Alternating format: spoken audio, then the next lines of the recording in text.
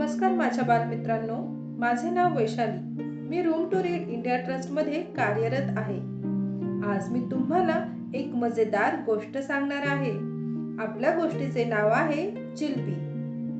चित्रकार आहेत कनक शशी आणि मराठीमध्ये अनुवाद केला आहे सुमित्रा आष्टीकर यांनी.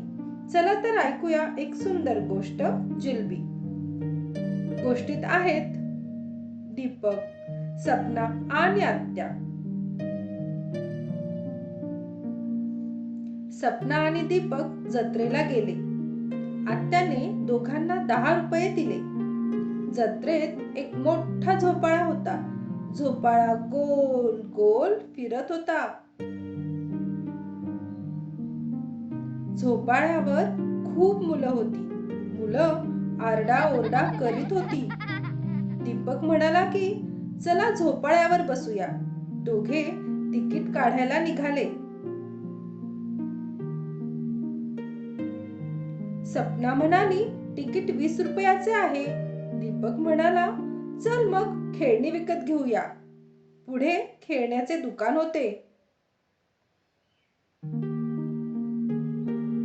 दुकानात माकड आणि घोडे होते.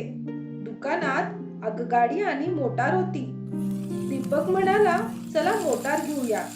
दुकानदाराने गाडी दाखवली. सपना म्हणाली मोटार 50 रुपयांची आहे. दीपक म्हणाला चल मग मुखवटे घेऊ. पुढे मुखवट्यांचे दुकान होते.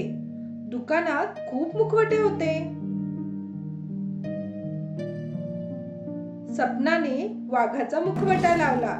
दीपकने माकडाचा मुखवटा लावला. दीपक म्हणाला चला माकडाचा मुखवटे घेऊ. सपनाने दुकानदाराला पैसे विचारले.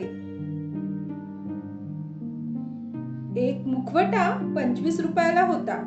दीपक म्हणाला चल मग पुढे जाऊ. पुढे जिलबीचे दुकान होते. एक दोन जिलबी 5 रुपयाला होती. सपना आणि दीपकने जिलबी खाल्ली. आत्यानेही जिलबी खाल्ली. तर मग बालमित्रांनो, आवडली ना गोष्ट? चला तर आपण थोड्याशा गप्पा मारूया. मला सांगा, दीपक आणि सपना जत्रेत कोणकोणत्या दुकानात गेले होते आणि त्यांनी काय काय घेतले आणि का? आता हेही सांगा, दीपक आणि सपनाप्रमाणे तुम्ही पाहिलेल्या जत्रेचे तुमच्या शब्दात वर्णन करा. मी तुम्हाला पुन्हा भेटेन नवीन एका गोष्टीसोबत. तोपर्यंत स्वतःची आणि इतरांचीही काळजी घ्या. धन्यवाद.